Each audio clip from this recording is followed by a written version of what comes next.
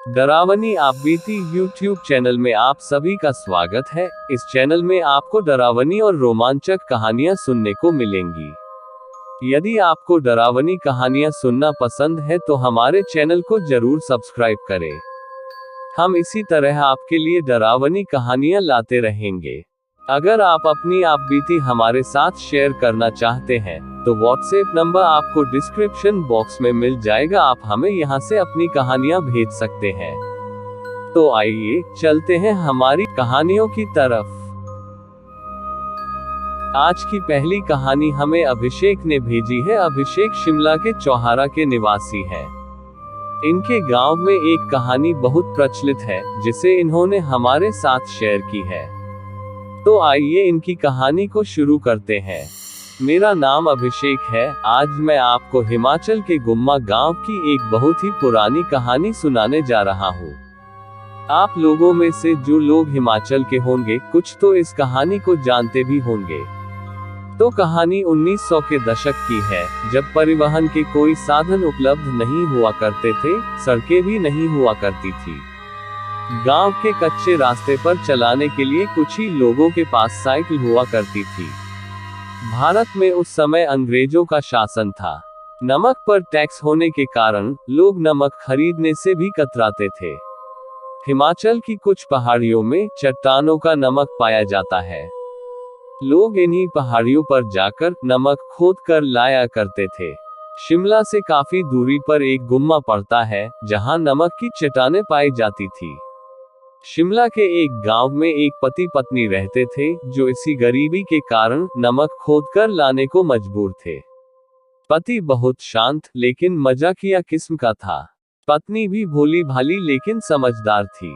कभी कभार भोलेपन में उसका मजाक भी बन जाता था, लेकिन इस पर उसका पति उसे अच्छे से समझाता था।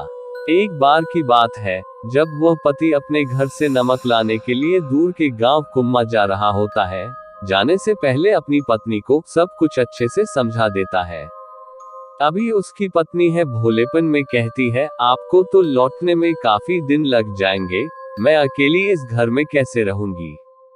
पति ने मजाकिया स्वर में कहा, जब डर लगे तो शमशान जाकर अम्मा को बुला लेना, अम्मा मेरा ख्याल रखने आ जाएगी।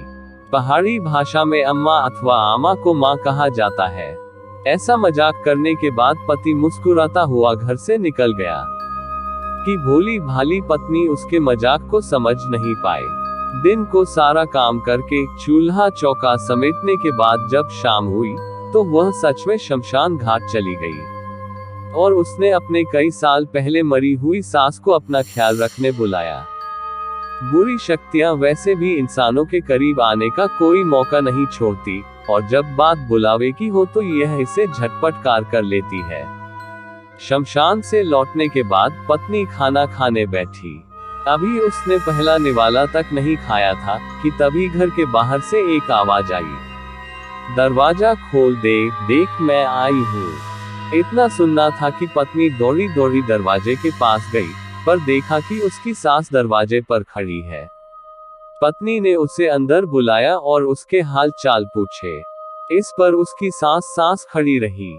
थोड़ी देर शांत रहने के बाद उसकी सास ने कहा, मुझे बहुत भूख लगी है, मुझे जल्दी से खाना दे। पत्नी अपना खाना छोड़ते हुए जल्दी से दौड़कर रसोई से जाकर अपनी सास के लिए खाना ले आई।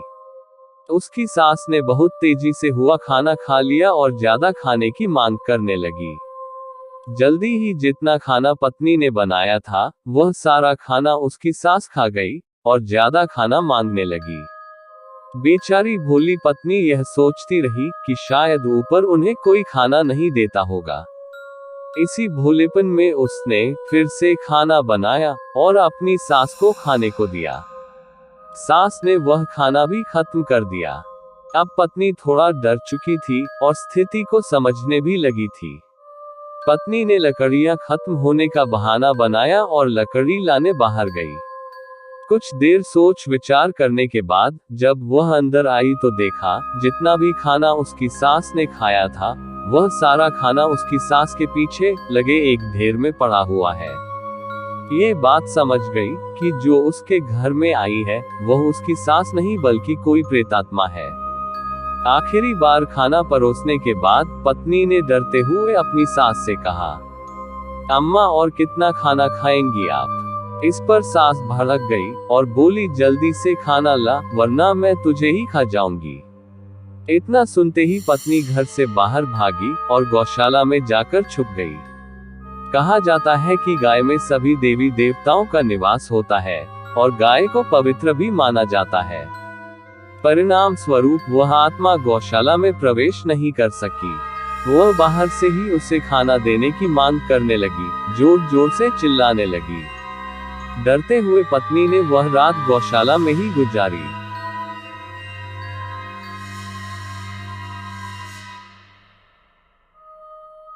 जैसे ही सुबह हुई तो वह आत्मा गायब हो गई। पत्नी ने राहत की सांस ली और वह अब अगले दिन के लिए तैयार थी। वह दिन भर घर में चूल्हा चौका और दूसरे काम करती, जल्दी से खाना खाकर शाम होने से पहले वह गौशाला में पहुंच जाती। वह आत्मा गौशाला के बाहर ही धमकियां देती और बाहर आने को कहती, लेकिन पत्नी ने कुछ दिन ऐसे ही गुजार दिए। कुछ दिनों बाद जब उसका पति घर लौटा तो पाया कि घर का आधे से ज्यादा राशन खत्म था। उसने इस पर रखते हुए अपनी पत्नी से पूछा, इतना खाना किसे खिला दिया? इतना तो हम पूरा महीना भी नहीं खा सकते, जितना तुम कुछ दिन में खत्म कर चुकी हो। पत्नी ने डरते हुए अपने पति से कहा कि कहने पर मैं अपनी सास को बुलाने शमशान घाट गई थी। तभी से आपकी अम्मा मुझे परेशान कर रही है। अब आप ही अपनी अम्मा को समझाए, वह तो मेरी जान की दुश्मन ही बन बैठी है। ये सुनते ही पति डर और हैरानी से बोला, ये तुम किसको नेता दे आई हो? मरे हुए लोग भी क्या कभी जिंदा होते हैं? ये भूत प्रेत बहुत ही खतरनाक होते हैं, जाने तुम इससे कैसे बची? इस पर पत्नी से अपनी सारी आपबीती आपने पति को बताई। कुछ दिन तो दोनों पति पत्नी ने गौशाला में गुजार दिए। उसके कुछ दिनों बाद उन्होंने पास के गांव के एक पंडित से जाके बात की और उस आत्मा को भगाने के लिए हवन करवाया। इस कहानी से हमें ये सीख भी मिलती है कि जाने अनजाने ही सही, मगर पारलौकिक ताकतों को कभी उकसाना नहीं चाहिए। किसी के नेता देने पर ये जान लेने तक के पीछे पड़ जाते हैं। इनकी भौतिक इच्छाएं पूरी करने की भूख में ये प्रेत किसी पर भी हावी हो जाते हैं, क्योंकि ये हमारी किसी भी एक गलती की ताक में रहते हैं जो आपको इनके करीब ले जाए। तो ये थी आज की पहली कहानी। आइए चलते हैं आज की दूसरी कहानी की तरफ।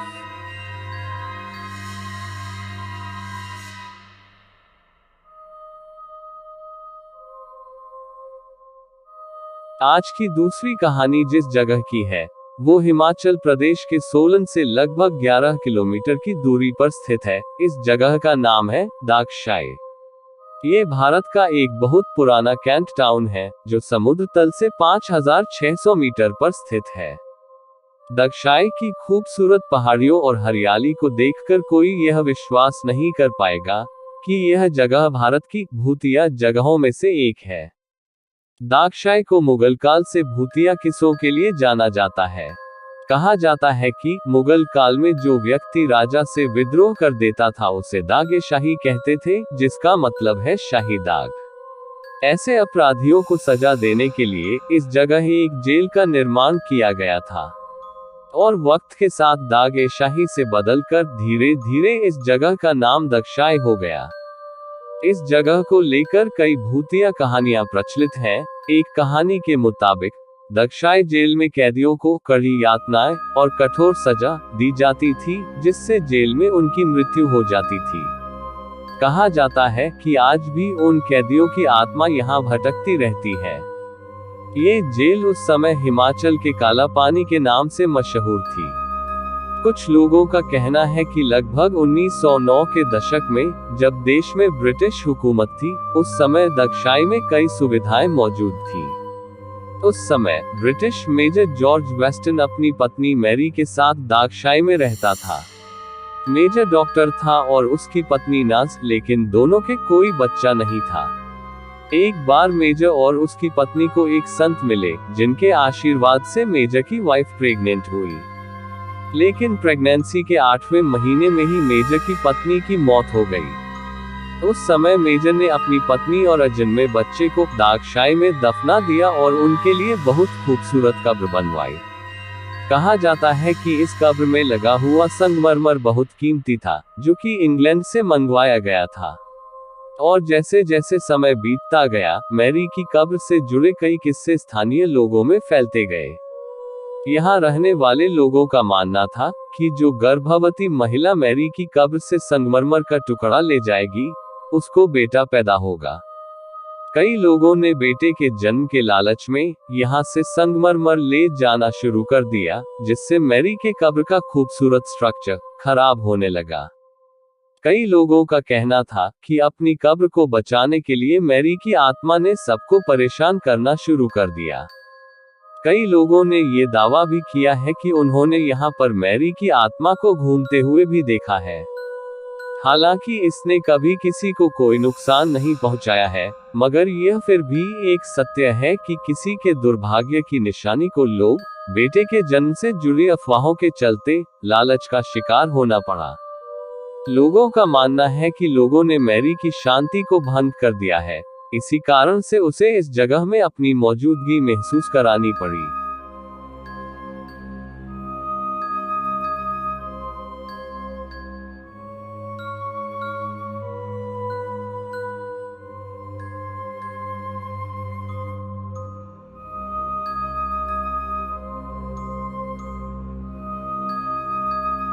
तो ये थी आज की आखिरी कहानी। उम्मीद है आपको पसंद आई होगी।